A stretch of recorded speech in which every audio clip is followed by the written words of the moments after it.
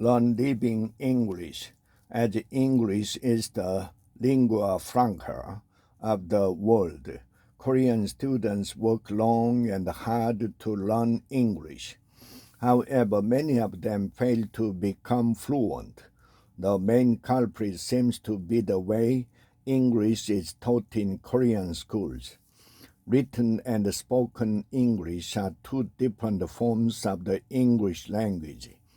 Written English refers to the language used in written communication, while spoken English is the language used in verbal communication and encompasses all forms of oral expression, including formal and informal context. With the exception of the so-called foreign language high schools, English education in Korean schools seemed focused on written English primarily through textbooks, while neglecting spoken English, a skill that many Korean teachers are not equipped to teach. As a result, many Korean students end up ill-versed in spoken English. The lack of fluency in spoken English can lead to frustration and anxiety in conversation, meetings, and social interaction conducted in English. Korean students who are not learning spoken English in schools seem to have no choice but to take it upon themselves to master it on their own. To that end, they need to familiarize themselves with the contemporary English actively used by native speakers in everyday life. This form of English is dynamic. It involves with cultural trends, technological advancement, and societal changes. Hence, it is referred to as living English, highlighting its contrast with dead or outdated language. Without exposure to this aspect of the language, Korean students risk falling behind in their ability to communicate effectively in real-time situations.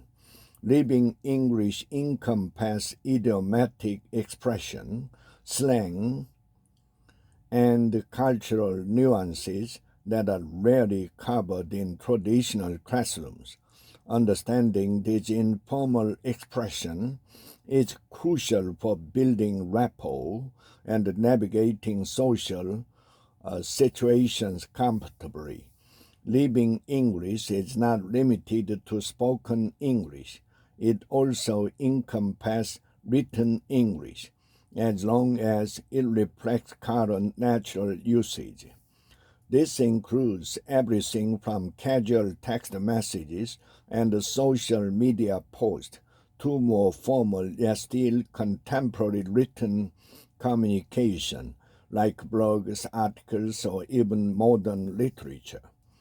To learn living English, Korean students need more opportunities for immersive learning. This can be achieved through conversational practice with native speakers and consuming English media such as movies, podcasts, and social media. This method exposes Korean students to the natural flow of the language, helping them pick up on pronunciation, intonation, and contextual usage. Furthermore, it is vital to embrace mistakes as a part of the learning process. For fear of making errors, Korean students tend to refrain from speaking English freely. However, practicing living English in real-life context encourages trial and error, which is essential for building competence and fluency. The writer is a freelance columnist and the author of the book Ramblings of a Wanderer.